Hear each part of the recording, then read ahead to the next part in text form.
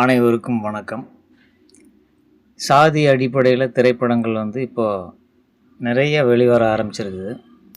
இதுக்கு என்ன காரணங்கிற உண்மையான காரணம் என்னங்கிறத இப்போது முழு விவரமாக நம்ம பார்த்துருவோம்.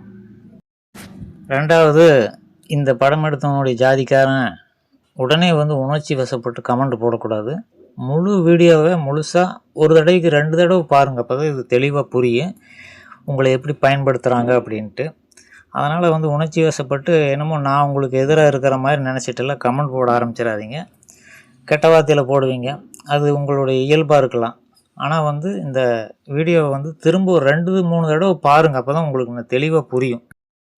முதல்ல நான் தெளிவாக சொல்லிடுறேன், இந்த படத்தை எடுத்தவன் என்ன ஜாதின்னு எனக்கு தெரியாது. அந்த ஜாதி தமிழ்நாட்டில் உண்மையிலுமே எவ்வளோ பர்சன்டேஜ் இருக்குது அப்படிங்கிறது எனக்கு தெரியாது.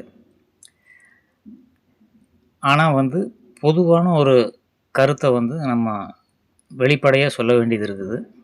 இது யாருக்காகனா, இந்த படத்தை எடுத்தவனுடைய அந்த டைரக்டருடைய ஜாதிக்காரங்க யாரோ அவங்களுக்காக தான். இந்த ஒரு குறிப்பிட்ட டைரக்டரை மட்டும் நான் சொல்லலை.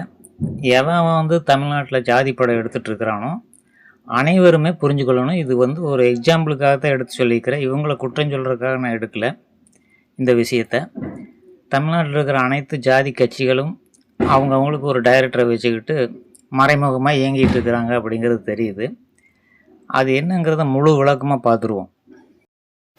உதாரணத்துக்கு, இந்த படத்தை எடுத்தவனுடைய ஜாதிக்காரங்க தமிழ்நாட்டில் மொத்த ஜனத்தொகை 8.5 கோடி இப்போ பாப்புலேஷனாக கணக்கு இருக்குது. அதில் எவ்வளோ பர்சன்டேஜ் அப்படின்ட்டு நான் உத்தேசமாக ஒரு 10% இருக்கலாம். பல ஜாதிகள் இருக்கிறதுனால 10%ங்கிறது அதிகம்ட்டு எனக்கு தோணுது. இருந்தாலும் 10% ஒரு எக்ஸாம்பிளுக்காக வச்சுக்குவோம்.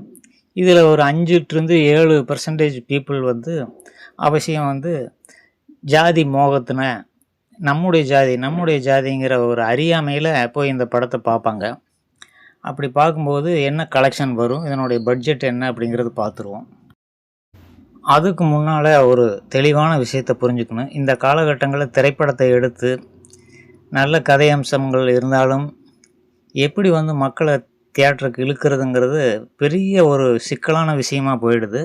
ஏன்னா அந்தளவுக்கு மொபைல் ஃபோன் ஆதிக்கம் வந்துட்டதுனால பல விஷயங்கள் பொழுதுபோக்குக்காக இருக்கிறதுனால தியேட்டரில் படம் பார்த்து இந்த திரைப்படங்களை பார்க்கக்கூடிய எண்ணிக்கை அப்படியே சரிஞ்சிட்டு மிக கேவலமான நிலைமைக்கு வந்துட்டதுனால உட்காந்து ரூம் போட்டு யோசிக்கிறானு எல்லா டைரக்டரும் எப்படி இவங்களை கவர்றது அப்படின்ட்டு.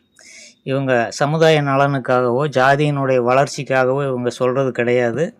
இவங்களுடைய மனோபாவம் பின்னணியில் இருக்கிற அந்த கள்ளத்தனம் என்னங்கிறத அந்தந்த ஜாதிக்காரனுக்கு இது உதாரணத்தை திரும்ப திரும்ப சொல்கிறது உதாரணத்துக்கு தான் இந்த படத்தை எடுத்துருக்கிறேன்.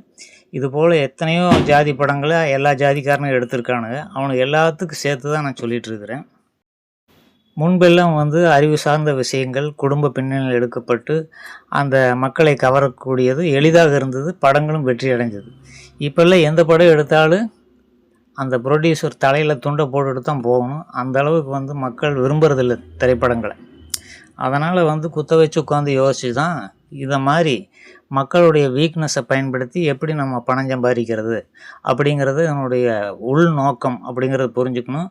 எந்த ஜாதிக்காரனும் எந்த தன்னுடைய ஜாதிக்காக எவனும் நன்மைக்காக எதுவுமே செய்கிறது கிடையாது அப்படிங்கிறது மக்கள் தெளிவாக புரிஞ்சுக்கணும்.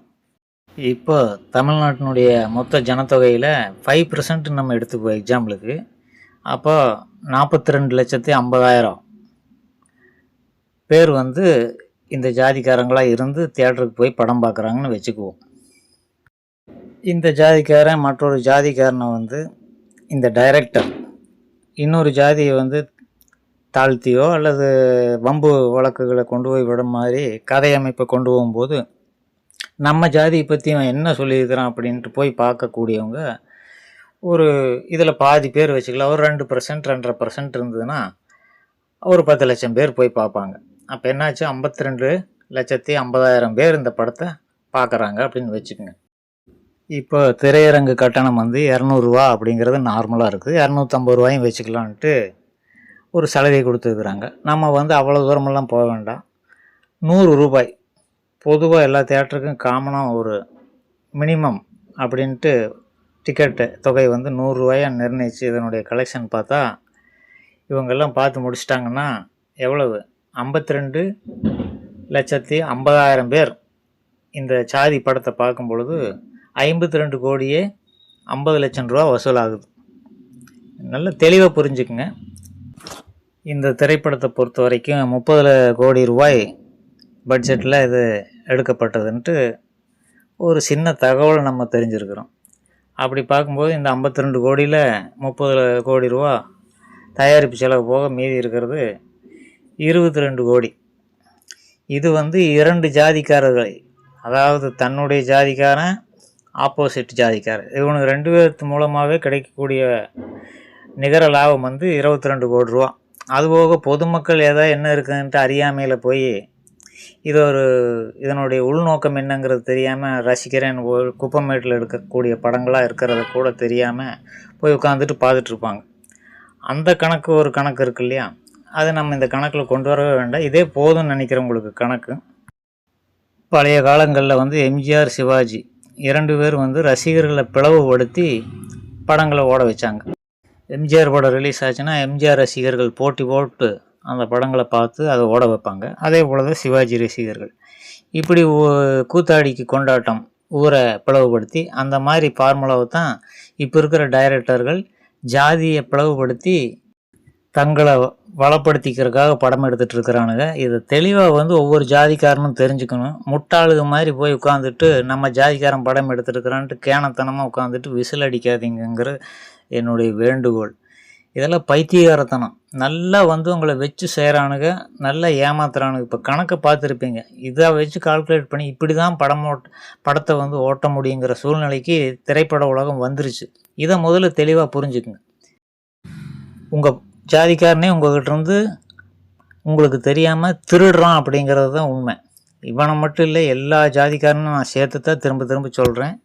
உங்கள் பாக்கெட்லேருந்து அவன் கள்ளத்தனம் பண்ணுறான் அப்படிங்கிறது வந்து தெளிவாக புரிஞ்சுக்குங்க. உங்களுடைய நலனுக்காக எவனும் படம் எடுக்கிறது கிடையாது. இது வந்து செத்துப்போன மாட்டை எடுத்து வச்சு அதுக்கு உயிர் கொடுக்குற மாதிரி நடிச்சுக்கிட்டு இருக்கிறானுங்க. இதெல்லாம் வந்து பழைய காலத்தில் நடந்ததெல்லாம் இப்போ வந்து நடக்கிறது கிடையாது. ஏதோ கிராமங்களில் இன்னும் அறியாமையில் இருக்கிறவங்க வயதானவர்கள் அது போல் நடந்து கொள்ளலாம். எங்கள் ஊர் பக்கம் ஏமாளிக்கு வந்து ஒரு பட்டப்பேர் சொல்லுவாங்க, கேன காத்தானுங்க அப்படின்ட்டு. அப்படித்தான் எல்லாருமே இருக்கிறீங்க. எவன் இந்த ஜாதி படத்தை போய் பார்க்குறானோ அவனெல்லாம் கேன காத்தான் தான்.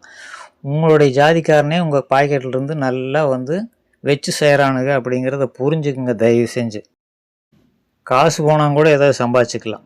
இதை வச்சு ஜாதி கலவரங்களை உருவாக்கி நோயை உருவாக்கி ஒருத்தருக்கு ஒருத்தர் அடிச்சுக்கிட்டு எல்லாம் ஒரே ரத்தம் தாங்கிறதும் கூட அடிப்படை அறிவு இல்லாமல் அந்த கலவரங்களை பண்ணி ஒருத்தனுக்கு ஒருத்தர் வெறுப்பு உணர்வோடு வாழ்ந்துக்கிட்டு வாழ்க்கையில் வேறு எத்தனை ஒரு நல்ல விஷயங்கள் இருக்குது அதையெல்லாம் தவற விட்டுட்டு ஒரு குறுகிய ஒரு வட்டத்துக்குள்ளேயே நான் மேல் ஜாதி, நீ கீழ் ஜாதி, நீ எதிர் ஜாதி அப்படின்ட்டு ஒருத்தன் இது பண்ணிக்கிட்டு இதை வந்து நல்ல இந்த வீக்னஸை பயன்படுத்தி அவனுக்கு வந்து வயிறு வளர்க்குறானுங்க. இதெல்லாம் வந்து கோடீஸ்வரன் ஆனாலும் அவன் பிச்சைக்காரன் தான். வயிறு வளர்க்குறதுக்காகத்தான் இந்த பாடுபடுறான். அதனால் நிறைய டைரக்டர் இருக்கிறானுங்க, எல்லாம் ஜாதி படம் எடுக்கிறானுங்க. உயர்ந்த ஜாதிக்காரன் சொல்லிட்டும் படம் எடுக்கிறானுங்க, தாழ்ந்த ஜாதிக்காரன் சொல்லிட்டும் படம் எடுக்கிறானுங்க. எல்லாருமே வந்து வித்தார கல்லானது தான். அவனுடைய சுயநலத்துக்காக அவன் கோடீஸ்வரனாக வாழணும், சொகுசு வாழ்க்கை வாழணுங்கிறதுக்காக ஊருக்குள்ளே 4 பேர் என்னை தெரியணுங்கிறதுக்காக தான் இவனுக்கு பண்ணிகிட்ருக்கிறானுங்களே தவிர வேறு எந்த ஒரு நோக்கம் கிடையாதுங்கிறத ஒவ்வொருத்தரும் புரிஞ்சுக்கணும். இந்த கணக்கை நீங்கள் போட்டு பாருங்கள், இதுதான் நடந்துகிட்ருக்குது. சினிமாவை ஓட்ட முடியாது இனிமேலெல்லாம். இந்த மாதிரி மக்களை பிளவுபடுத்தி இவன் வந்து தொடர்ந்து டைரக்டரும் என்ன பண்ணுறானுங்க, ஜாதி முத்திரையை குத்தி வச்சுக்கிறதுக்கு காரணம் என்னென்னா, அட்லீஸ்ட் நம்ம ஜாதிக்காரன் பார்த்தாலே போதும், நம்ம வந்து படம் சக்ஸஸ் ஆகிருங்கிற அந்த ஒரு மிகப்பெரிய தன்னம்பிக்கையோடு இவனுக்கு செயல்படுறானுங்கன்னா அதுதான் காரணம். நம்ம கேனக்காத்தானுங்களாட்ட போய் காசை கொடுத்துட்டு தேவையில்லாமல் பிரச்சனைகளை வளர்க்கக்கூடிய விஷயங்களை கற்றுக்கிட்டு வர்றோம் தியேட்டரில் போய். சிம்பிளாக எளிதாக விளங்குற மாதிரி நான் விளக்கிட்டேன். இதுக்கு மேலே வந்து என்ன நான் சொல்கிறத நம்பாமல் அவன் உண்மையிலுமே உங்கள் ஜாதிக்காக பாடுபடுறான்னா ஒரு தடவைக்கு வந்து 100 தடவை அந்த படத்தை போய் பாருங்கள். எனக்கு ஒன்றும் ஆக போகிறதில்ல. நம்ம தெளிவாக விளக்கிட்டோம் சினிமா உலகம் என்ன கதியில் இருக்குது.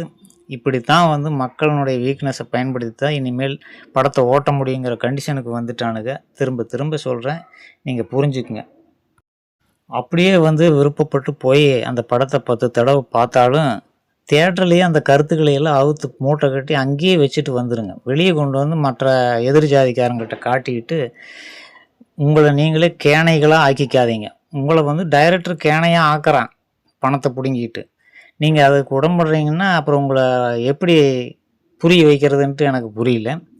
இது வரைக்கும் தெளிவாக சொல்லிவிட்டு இது புரிஞ்சிருக்கும். புரியலைன்னா திருப்பி இன்னொரு தடவை இதே வீடியோவை போட்டு முழுசாக பாருங்கள்.